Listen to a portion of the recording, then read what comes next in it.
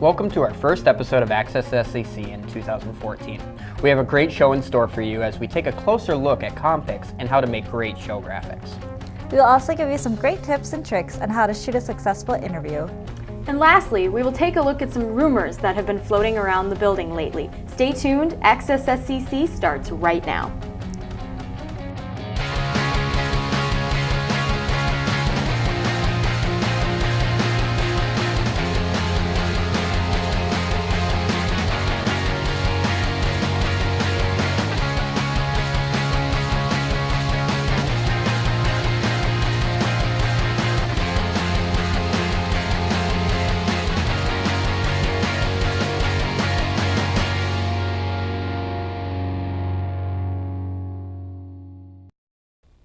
Lately, SCC staff has noticed some false information being spread around the facility. Take a look at how we decided to settle these rumors once and for all. Hey Ryan, have you heard we're going to start charging membership fees now? What? That's not true. Where'd you hear that? I don't know, just around. Lots of people are saying it. Well, there have been a lot of strange rumors around here lately. Maybe we should call in an expert to have them looked at. I think that's a good idea. All right.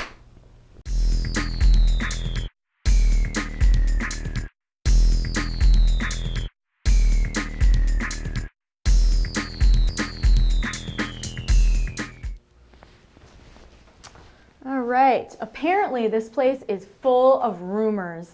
I can feel their presence already. Let's take a look around and see what we can find. Okay, let's get started. I'm sensing a lot of rumors around here about classes. It seems like some people are confused about whether you have to take the scheduled classes or there's on-demand classes. And there's also some issue about whether retakes are free, all classes are $10, no one's really sure. So this is a pretty big mess. Let's do some investigating and get to the bottom of this.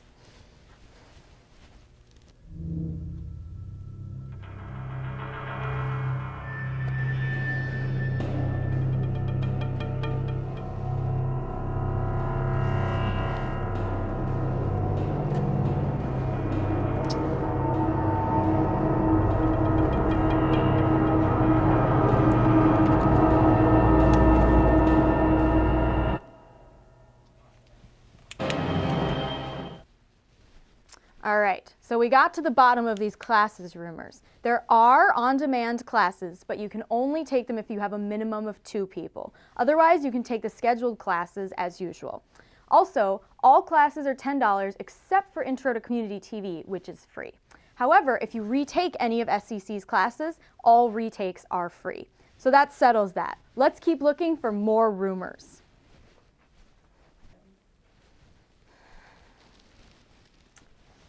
All right, legend has it that many of the mic inputs on this audio board are no good. So let's take a look and get to the bottom of this.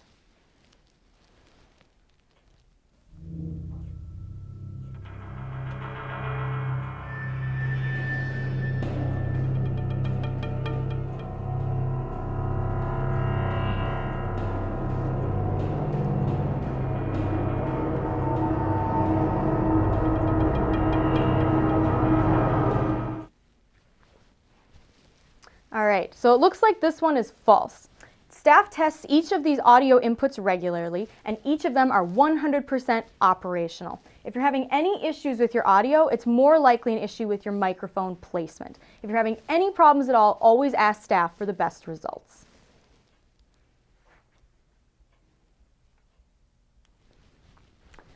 All right, lots of rumors in this room, I can tell. Let me kind of listen and pay attention and see if I can sense something. Yes, so there's one. I can tell people think that some of these set pieces are only reserved for certain people. Now, I can tell you right off the bat, this one is false. Anything found in Studio A is available for anyone to use on their show. Yikes, a lot of good rumors around here. Let's keep looking.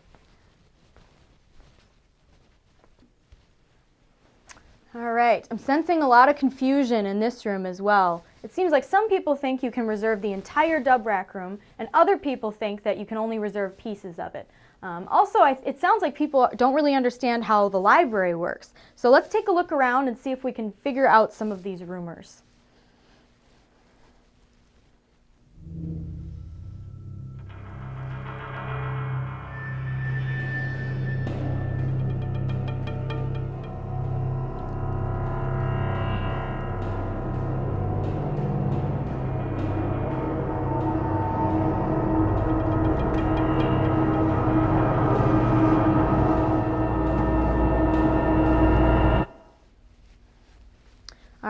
So it looks like each piece of this room, the Forte, the Dub Mac, and the Dub Rack, can be reserved separately. And you always want to check with staff before you use them in case someone already has them reserved. As far as the library goes, you can check out anything in here for a period up to 2 weeks. And just like you would with equipment, you'll get a checkout form and a return date. Yikes, this was a tough room. Let's see what else we can find. All right, a lot of rumors are floating around this room. It sounds like people are often suggesting that SCC is going to switch to different editing software, such as Avid or Premiere or Final Cut Pro X. So let's take a look and get to the bottom of this one.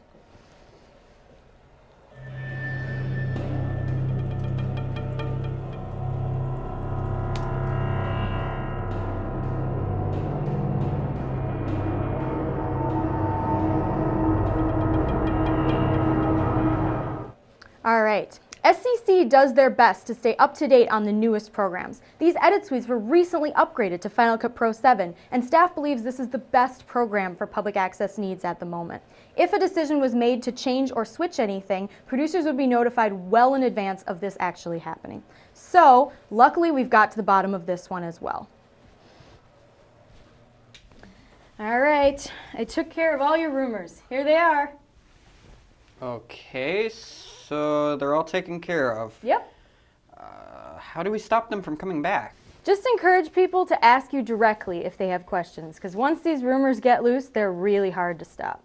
Speaking of which, this is really tough work for me today. Which one of you is in charge of my payment? He is. Hey, where'd you hear that?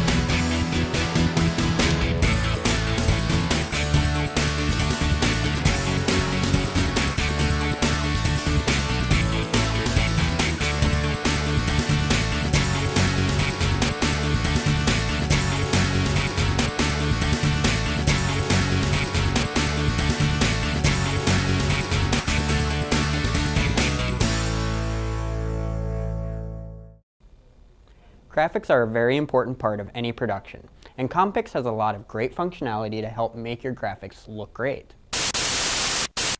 Have you got graphic needs? Well, the Compix Character Generator is the tool for you. With a handful of templates, you can take any show from flab to fab. But wait, there's more. If you act now, we will give you the ability to customize your templates and even add your own graphics. So don't wait, act now. Well, it's not exactly like that, but Compix has a lot of great features that can truly make your production that much more professional. Compix has the flexibility to use the templates that are provided in the program, as well as the ability to customize the templates. You can also add graphics that have been made using programs such as Photoshop that will add even more personalization. And it is also easy for you to do. The templates that are provided in Compix have a good variety of graphics, that can be used for a variety of different productions. Once you have the Compix program opened, you can create your first graphic slide by selecting one of the templates that fits your style. You add it to that slide by simply clicking and dragging it to the working window. Once the template is there, you can then modify the titles to what you want them to say by simply clicking on them and typing in what you need. Once it is made to your liking, you can move on to the next one by clicking on a new page.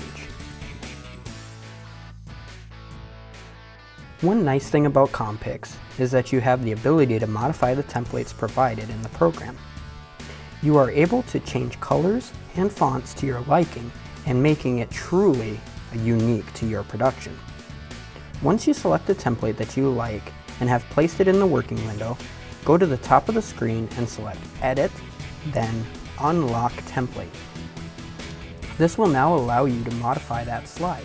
To change things such as color, click the section you would like to change. Then click on the Color tab down at the bottom. Once you have the Color tab open, you are able to change a variety of aspects, from the face color to the edge color, as well as the shadow color. You can also create a gradient to any or all of those areas. You are then also able to change the font of the text as well. Click on the text you would like to modify, then simply select the Attributes tab at the bottom. Once you have chosen the font, you can then click on the Color tab to change the color of the text as well. Now to duplicate the page you were just modifying, simply go up to Edit, then select Copy Page. Then add a new blank slide. Go back up to Edit and then select Paste Page. Now all of your graphics will be the same throughout your production. Compix really does give you a lot of freedom to make things truly your own. But let's say you want even more freedom to create your graphics. You can use programs like Photoshop to do this. In fact, all 3 edit suites here at SCC have Photoshop for you to use. When you are in Photoshop, open a new project by selecting File, then New. When the new project window opens, click on the preset drop-down menu and choose Film and Video. This will give you the correct file sizes for whatever video project you are working on. Being these graphics will be used in the studio, you will want to make sure to have NTSC DV selected for your size. You will then want to change your background contents to transparent. You will notice that Photoshop will give you your title safe areas to work in. Once you have made your graphics in Photoshop, you will then need to save them as a PNG file that is compatible with Compix. Once back in Compix, to add this new graphic, at the top, select Insert, then Image. Find and select the file, and click on Open. Your new graphic will then be ready to use. Compix gives you a lot of freedom to be able to customize your production to your liking so that you can truly have a unique show like no other. If you have any questions about graphics in Compix or Photoshop, don't hesitate to ask any of your friendly SCC staff.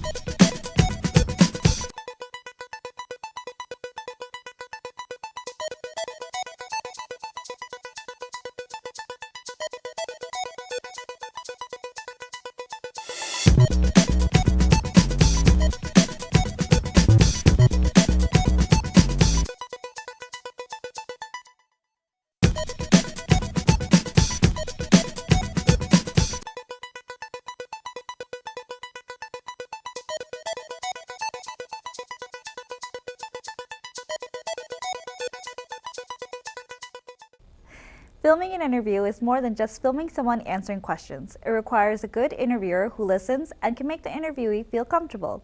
In this next segment, we'll go over some techniques and ways to make filming an interview easier. We've all encountered that one interview that may have not gone exactly as planned. Use these tips as a guide for interviews both in the studio and in the field. It is important to do your research and make sure the guest feels as comfortable as possible.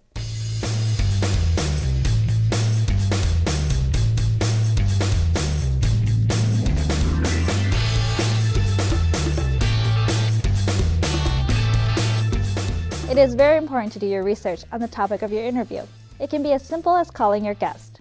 That way, the guest will be comfortable with you and what you're going to be asking during the interview.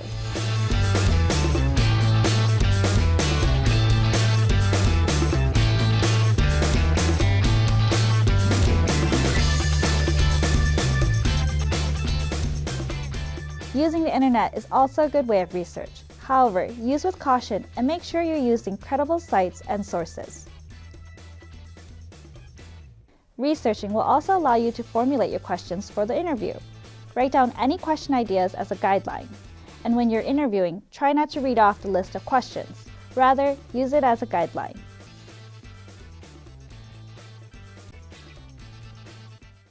On the day of the interview, when you're setting out, speak with your guests to listen them up. More than likely, your guests will be nervous. Did you have any trouble with the snow this weekend? Not too much, just kind of the usual, dig the car out in the morning, that kind of stuff. Typical Minnesota weather. Yeah. Okay, we're just setting up our shot here just real quick. Let them know what is going to happen. That will help the guest to be at ease. For example, let them know to look at you and not the camera, and that this is merely just a conversation. I just sit natural, real comfortable. So don't worry about the camera, just it's going to be a conversation between me and you. Just totally ignore it. Okay, and I look at you? Yep, just look right at me. And we'll have our nice little chat about stuff. It is okay if they have to pause or think about the question or even restart the sentence. That is what editing is for. Additionally, inform your guests to try to use full sentences so that way you'll be able to edit seamlessly without including your voice or questions. After getting them acquainted with the process, continue talking to them about their day or whatever subject to get them less nervous. When you're ready to record, if you have a camera operator, coordinate a signal so you don't have to interrupt your conversation with your guest, and that way you're able to flow right into the interview. If it is just you and you don't have a camera operator, just hit the record button, and that way you can continue your conversation and begin the interview when ready.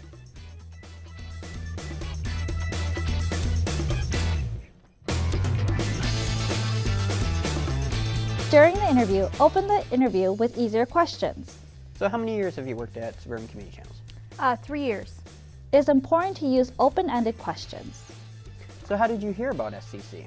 I found it on a job hunting website. I hadn't heard of SCC before, but I had been to CTV in high school, so I was familiar with the type of place that this was, and I was really excited to apply. Open-ended questions will give you more material to work with, while closed-ended questions may cause some awkwardness. And do you like working here? Yeah. Where did you go to school? Mounds View, Okay. Where did you go to college? Madison.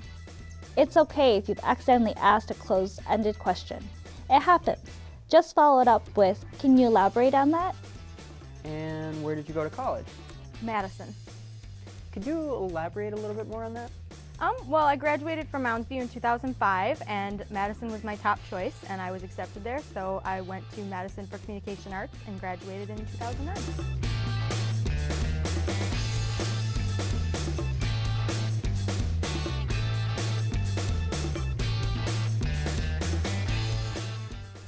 Listening to your guest will be the best thing you can do during your interview. Really listen to what your guest is saying. This is how you can get your best follow-up questions. Remember, your question should be a guideline during your interview. And if you have a camera operator, have them also listen to the interview so they know when to go in for tighter shots based on what your guest is saying.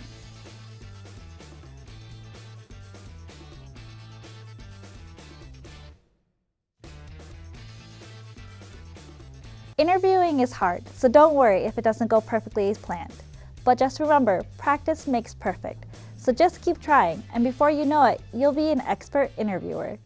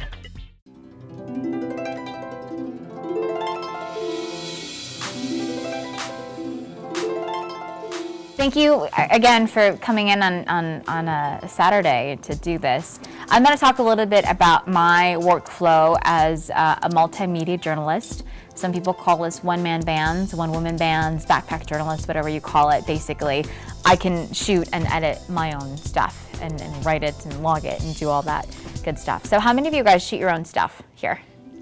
Oh, good. How many of you guys like it? Wonderful. I'm going to hopefully give you guys some tips about my workflow, and maybe you guys could even offer me a few tips on how I can get better at what I do. I've been doing it for 5 years. I've been with CARE for 3 years, and then before that I was with KBJR, like Brian said, and then before that I wrote for a newspaper. So it's been kind of a crazy journey to get to where I am. So at CARE 11, we have 3 MMJs. Well, we will be getting a 4th one come January. And like everybody else, we're doing more with less, right? We still have to fill these shows, but we're not going to have all the photographers that we had in the golden ages of journalism. So we still have photographers there who have taught me a lot of great things to make me a better videographer. And then I, in turn, also sometimes get to teach them a little thing about writing. Oftentimes, I'll have to shoot an interview, say, in an office setting, and we know these lights aren't always the best, right? Fluorescent lighting isn't flattering on anybody. So I used to struggle with, oh my gosh, how do I carry my tripod and my light kit? And I learned from one of the best MMJs out in Colorado that she only carries 1 light with her, because essentially that's all you need. So everything I need, I can put in this bag. And this is just my tripod bag. But I carry in there this 1 light. So everything I need, my tripod, my light, goes in here, and I can easily just pick it up and grab my camera and go. So that makes my life a lot easier as an MMJ. How do you guys do it when you have to carry your stuff? Right. This saves you a trip. And I'll show you one of my last stories here. I thought it was lit well, and it was just with this single light. So this is by far one of my favorite stories I've done at CARE, and it was a 2-day shoot of me alone trekking through the woods. And at first, I said I wanted a photographer for this story because there were so many layers and there were so many places to go. And I was told no, and I thought, oh my God, this story is gonna suck now because I'm not gonna, how am I gonna talk to people and they're gonna share these emotional stories and I'm gonna be moving this camera around. How am I gonna do that? And shooting this alone ended up being the best thing ever. When I trekked through the woods with him, you can tell the snow, like I literally sunk in, and I carried a tripod with me and I just ditched it after the first 5 minutes because I'm like, this isn't worth it and I can't keep up with him. And I ended up just using my brace, and wherever I could find a tree for a stable shot, I just leaned back against it and just shot it. The other thing that worked very well being alone is Brian. He was such a kind man. That's not a flattering shot of him, but we talked for an hour and a half on camera. And he forgot. At the end, I said, great, thank you so much. I appreciate you taking the time to talk with me. And he said, oh my gosh, I forgot the camera was there. That's the best thing you want to hear as an MMJ. Because I didn't fidget around with the camera, or I'd warned him before, hey, I may move and touch the camera, but I was listening for things that I knew would fit into this focus or this theme that I had. And anytime I heard something that I felt, okay, that's the soundbite that I'm probably going to use, then I would move the camera. And it would be just me getting up, asking him a question while I'm doing it, so he didn't feel like I was disengaging from him, and I would zoom in, come back and sit, and we'd continue a conversation, and it didn't bother him once. He never stopped talking. And again, this story was found because I cover education and I keep in touch with my sources, and I just said, keep in touch, keep in touch. And I know that they're always looking for stories to pitch me too, and sometimes they have to pitch the carnival, sometimes they'll pitch amazing stories like this. And the principal, Ben Januszka, and Brian are now actually really good friends, and just this past summer, the principal went up to his cabin and released a balloon for Andrea. So that's a friendship that'll be there forever. Yeah.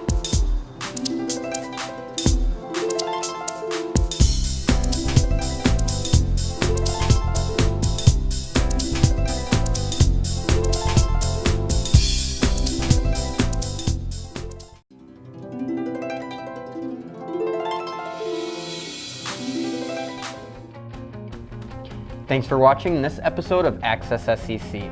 You can learn more about all we have to offer by visiting our website. Stay up to date with news and events by following SCC on Facebook and Twitter. And sign up for classes and events by visiting the studio or giving us a call. Thanks for watching. We'll see you next time.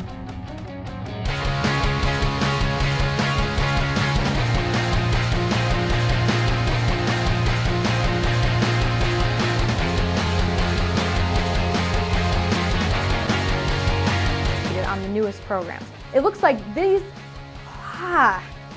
sorry. I feel Had a lot of strange rumors lately.